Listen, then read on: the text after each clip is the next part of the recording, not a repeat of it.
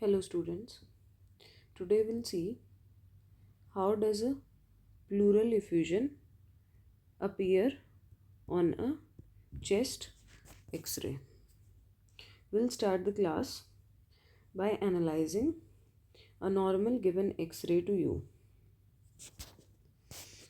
As we are seeing here, this is the right side of patient. Just a minute. This is patient's right side. This is patient's left side. As we are seeing, the left hemithorax is opaque with mediastinal and tracheal shift towards right side. What do we infer from this? These are the findings. This is the central line. These are the heads of clavicle. That means there is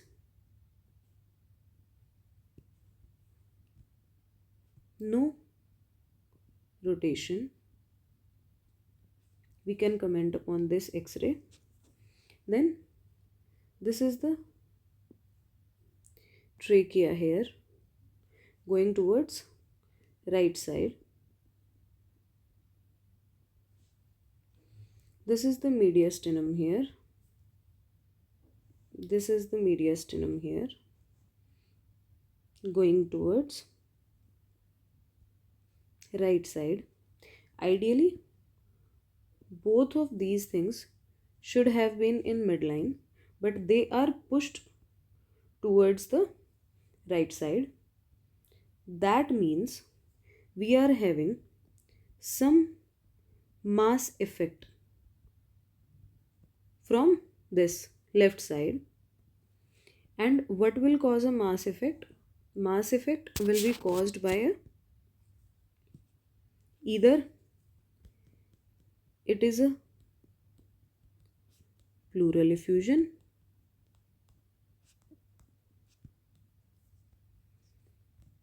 or pneumothorax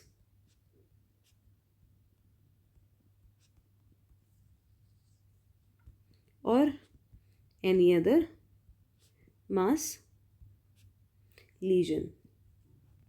These are the things which will cause the mass effect.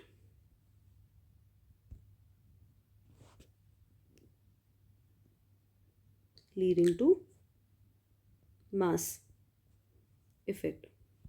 So from all of these we have to see that what is causing it here. Here we are seeing this is opaque.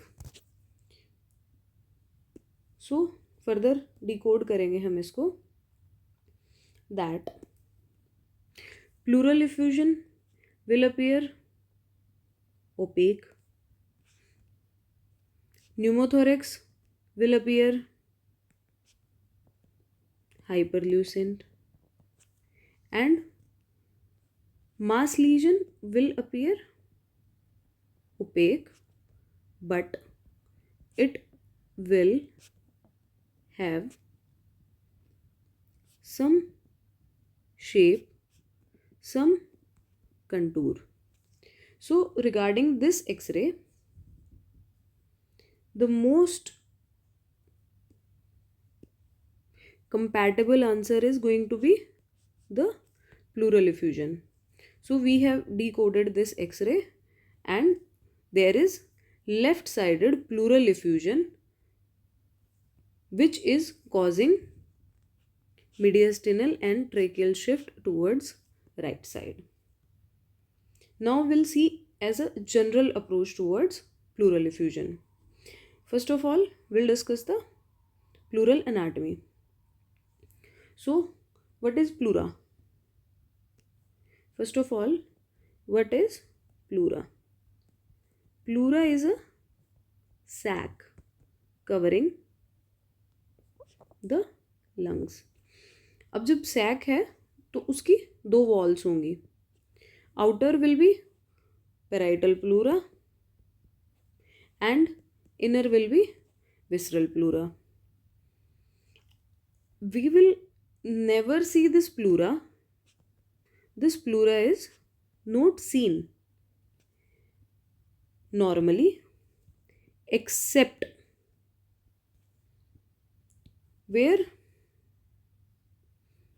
we will see the pleura, the normal pleura, except where it forms the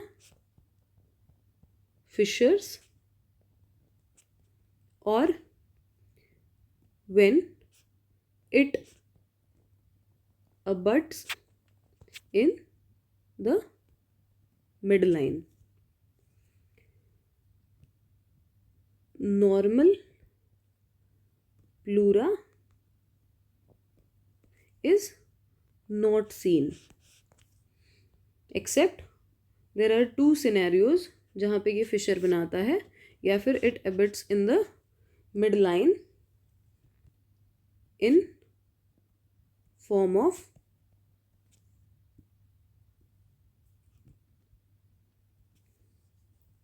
anterior and posterior junctional lines. This is all about the pleural anatomy. साथ में दो pleura हैं तो उनके बीच में क्या है? There is some fluid. इनके बीच में there is some fluid. This fluid is physiological and what it does is reduces friction. I'll use a different color pen. Reduces friction. Then this is the lateral view. Here this is the anterior side of patient. This is posterior side of patient. This is the anterior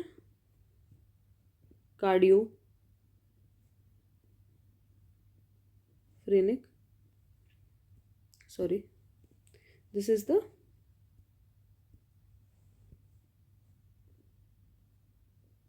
anterior costophrenic angle and this is the posterior costophrenic angle. It is formed by a sharp recess between the lung and the diaphragm.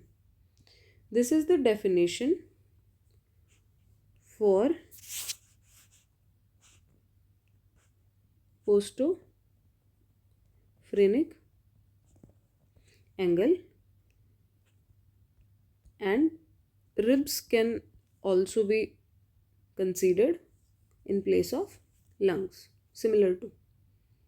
So we'll see how the pleural effusion appear on a erect radiograph. अब हमने बात की कि this is the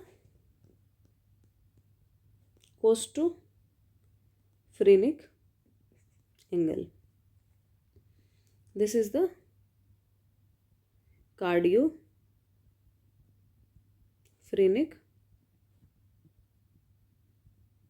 angle. Heart और diaphragm के बीच में है, ये यहाँ पे हार्ट, ये डायफ्राम, ये यहाँ पे costophrenic angle, ये यहाँ पे diaphragm.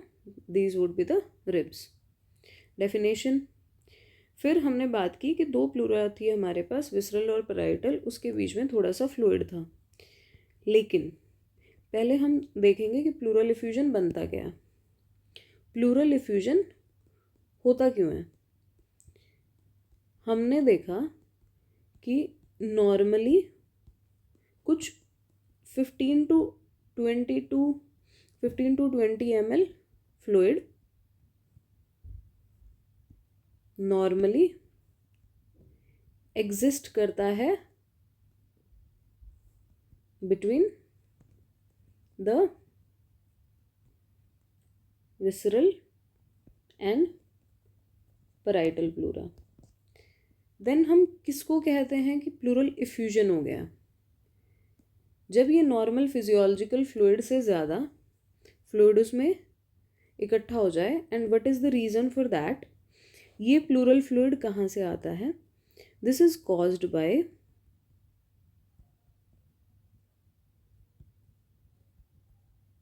inflammation. Adjacent inflammation will lead to pleura का infection and it will lead to excess fluid.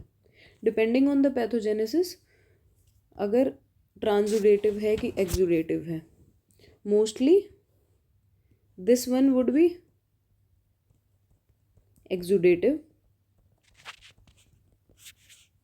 जो कि हमारा इन्फेक्शन से सेकेंडरी होगा. This would be exudative. Transudative would be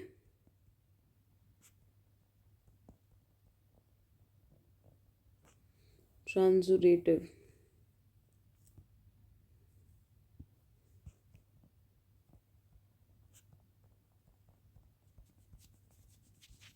Transudative would be in conditions of fluid overload. Like उसमें क्या क्या आता है हमारा, heart failure, renal disease, liver disease. ठीक है, तो हम बात करेंगे कि प्लूरल इफ्यूजन. अब हमने देख लिया कि प्लूरल इफ्यूजन होता क्यों है. इन्फ्लेमेशन की वजह से होता है. जो भी प्लूरा है वो सिक्रीट करती है फ्लूइड. उसके दो प्रोसेस हैं, एक्सुडेटिव एंड ट्रांसुडेटिव. अब हम बात करते हैं कि प्लूरल इफ्यूजन हो गया, लेकिन दिखेगा कैसे. Pleural effusion will be seen as N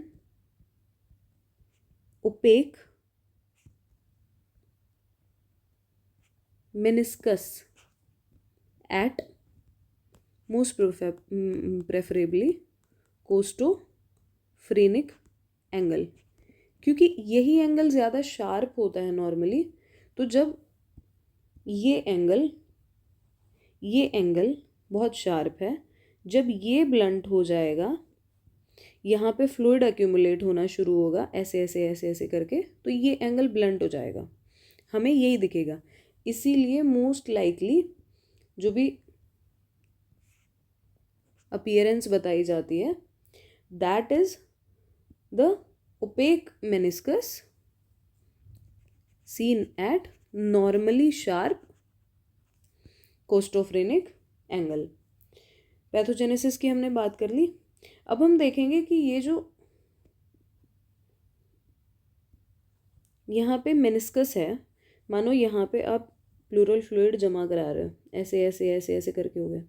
तो ये जो मेनिस्कस यहाँ पे बनेगा, it is concave in shape. It is concave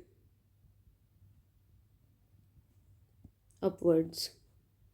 This menisci here is concave upwards. मतलब इसकी जो मार्जिन है यहाँ पे ये कनकेव है.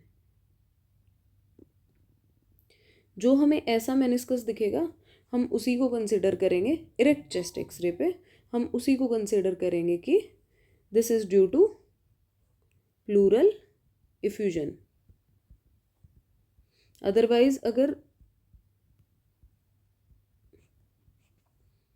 Otherwise if this would not be seen, concave अगर नहीं दिखेगा तो उसका सेकंड रीजन हो सकता है सीपी एंगल ब्लंटिंग का, दैट वुड बी, उसका सेकंड रीजन क्या होगा, प्लूरल थिकनिंग हो सकती है, क्योंकि थिकनिंग की हमें ऐसी शेप नहीं मिलेगी, उसका मेनिस्काई का कनकेव अपवर्ड्स वाला बॉर्डर नहीं मिलेगा। तो ये बात हो गई हमारी इरेक्ट चेस्ट एक्सरे पे। अब हम बात करते हैं क्वांटिफिकेशन की। क्वांटिफिकेशन की कैसे, कि हम कैसे पता चलेगा कि कितना है, बता तो दिया हमने कि प्लूरल फ्लूइड है, लेकिन उसकी क्वांटिफिकेशन कैसे करेंगे।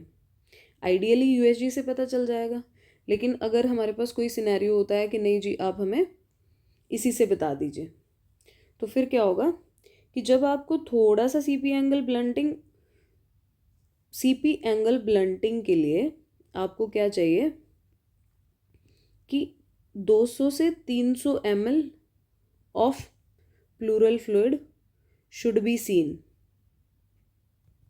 for this angle blunting.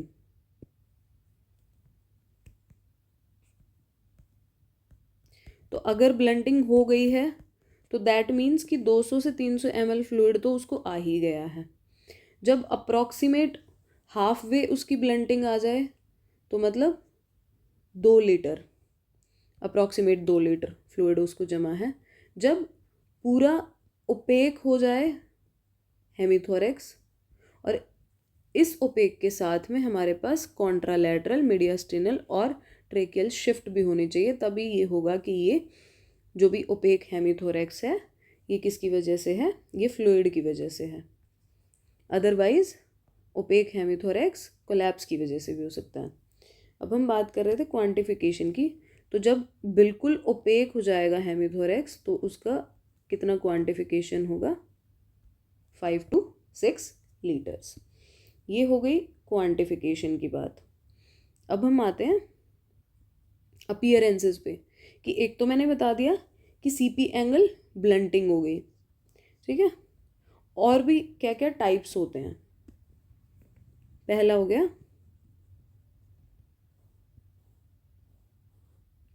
गया हमारा CP angle blunting, and that will result into opaque meniscus। Depending upon कि कितना फ्लूइड है, पहले मेनिस्कस बनना शुरू होगा, फिर उसकी क्वांटिटी बढ़ेगी, सबसे लास्ट में क्या हो जाएगा, ओपेक हेमीथोरेक्स। ठीक है जी। Second is lamellar effusion. Lamellar effusion में क्या होता है कि जो इफ्यूजन है हमारे पास, that would be seen only laterally.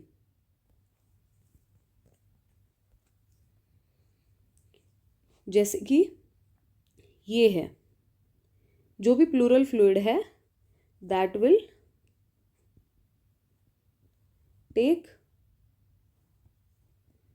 The shape of lateral contour of lung. This is this one. This one is what? This one is, I'll use a dark colored pen. This one is lamellar effusion. तीसरा है हमारे पास encysted effusion। ये कैसा दिखेगा कि हमारा कोई lung Fisher है और उसमें फ्लूइड कलेक्ट हो गया, fluid collected in lung fissure. ठीक है, जैसे कि ये दिख रहा है हमें यहाँ पे, ये हमारा हॉरिजॉन्टल लंग फिशर था, उसके अंदर फ्लूइड कलेक्ट हो गया है। ये हमारा हॉरिजॉन्टल फिशर था, उसके अंदर फ्लूइड कलेक्ट हो गया है, उसी की शेप इसने ले ली है। This can appear sometime rounded and may mimic mass lesion. So इसको बहुत केयरफुली इंटरप्रेट करना है। ठीक है, this is encysted effusion. Last one is सब पल्मोनिक इफ्यूजन। सब पल्मोनिक इफ्यूजन क्या होता है कि जो भी आपका फ्लूइड है, that fluid gets collected below the lung. Lung के नीचे वाली ये जो यहाँ पे प्लूरा है डायफ्राम के ऊपर, एक होगी विसरल, एक होगी पैराइटल। इस प्लूरा के अंदर हमें यहाँ पे फ्लूइड कलेक्ट होना स्टार्ट हो जाए और जैसे जैसे इसको पुश करेगा तो ये और ऊपर की तरफ जाएगी और ऊपर की तरफ जाएगी, ऐसे ही और ऊपर की तरफ जाएगी, मानो और फ्लूइड यहाँ पे इकट्ठा हो गया। तो हमें लगेगा कि दिस इज हाई डायफ्राम। हम इसको क्या कंफ्यूज कर सकते हैं, जस्ट अ मिनट। ये हमारा डोम ऑफ डायफ्राम के ऊपर पैराइटल प्लूरा थी, ये हमारा डोम ऑफ डायफ्राम था, उसके अंदर ये हमारा सब पल्मोनिक इफ्यूजन था।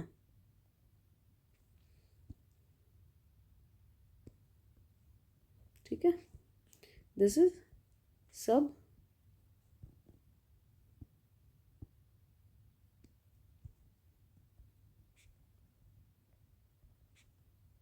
Pulmonic effusion. अब इसको this will easily be confused as, इसका हमें डिफ्रेंशिएट करना है किससे, हाई डायफ्राम से। ये यहाँ पे फ्लूइड हो गया, this will appear as what, opaque, और हमें ऊपर प्लूरा ऐसे दिखेगी, इसका कंटूर ऐसा ही हो गया, तो we will think that this is high diaphragm. There are some differentiating points of sub pulmonic effusion. सब पल्मोनिक इफ्यूजन की पैथोजेनेसिस की हमने बात कर ली है।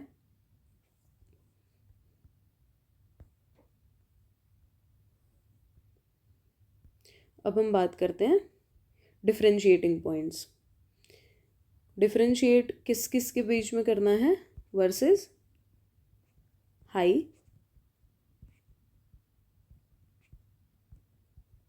डायफ्राम।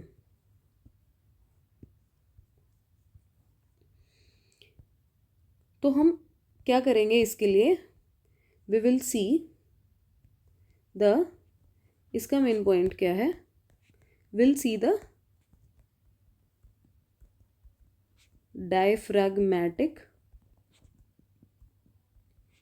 कंटूर।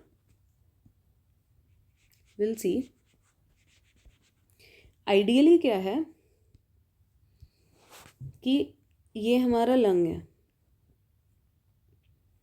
ये हमारा लंग है, ये हमारा डायफ्राम है। ठीक है, ये मीडियस्टिनल साइड है, ये हो गया। तब इसको कंफर्म ऐसे पूरा कर लेते हैं, दिस इज द लंग। तो आइडियली क्या होता है कि जो इसका सेंट्रल पार्ट होता है, normally I am talking of normal scenario. In what? Diaphragmatic contour. Normally क्या होता है कि जो हाईएस्ट पॉइंट ऑफ डायफ्राम है ना, जैसे इसमें हम लाइन ड्रॉ करें तो ये हमारा हाईएस्ट पॉइंट बन रहा है. Normally the highest point of diaphragmatic should be central. This is the normal scenario here. But जब फ्लूइड एक्यूमुलेट होना स्टार्ट होगा, हम एक और लंग बनाएंगे ऐसे ही, तो क्या होगा,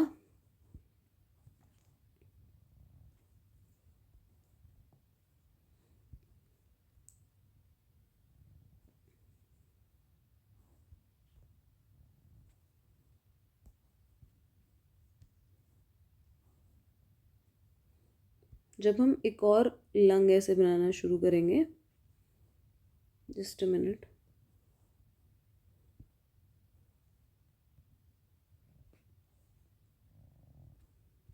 तो ऐसा कुछ होगा हमारे पास कि जो हाईएस्ट पॉइंट ऑफ डायफ्राम है ना, the highest point of diaphragm, ये हमने यहाँ से लाइन ड्रॉ की, तो हाईएस्ट पॉइंट हमारा ये बन रहा है.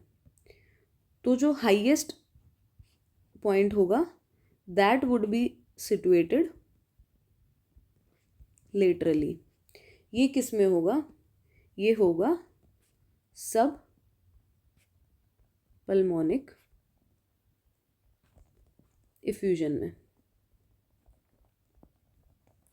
लेफ्ट साइड पे तो देखना बहुत इजी है, क्योंकि लेफ्ट में हमारे पास नीचे स्टमक बबल होता है. मानो ये हमने बनाया लेफ्ट लंग, ठीक है, pardon me for my drawing. ये हमने बनाया लेफ्ट साइड का लंग. यहाँ पे इसके नीचे हमारा होता है स्टमक बबल. तो आइडियली जब ये इफ्यूजन इसमें एक्यूमुलेट होगा, ऐसे ऐसे करके ये जाएगा, हाई डायफ्राम में दिखना शुरू होगा, तो क्या होगा, this gap will increase. This gap between, normally 7 mm का होता है ये, लेकिन ये गैप जो है वो बढ़ जाएगा. So it will signify as what? Sub pulmonic effusion. तो लेफ्ट साइड का तो था ही, ये राइट साइड का है. राइट साइड का थोड़ा सा मुश्किल होता है पहचानना, बट जैसे कि मैंने बता दिया है, क्योंकि हमें यूजुअली जो कोस्टोफ्रेनिक एंगल है वही ज़्यादा डीप होता है हमारा, तो फ्लूइड वहीं पे एक्यूमुलेट होना शुरू होता है, ज़्यादा फ्लूइड यहीं पे एक्यूमुलेट होता है. इसलिए इसका जो सेंट्रल पार्ट है, जो हाईएस्ट पार्ट है डोम ऑफ डायफ्राम का, that is lying laterally here instead of central in normal scenario. We'll see this by seeing a schematic. हम डायफ्राम की आउटलाइन नॉर्मल, ये नॉर्मल आउटलाइन है ये वाली, इसका ये जो हाईएस्ट पॉइंट है that is situated centrally. This is the abnormal side. इसका जो हाईएस्ट पॉइंट है दैट इज सिचुएटेड लैटरली.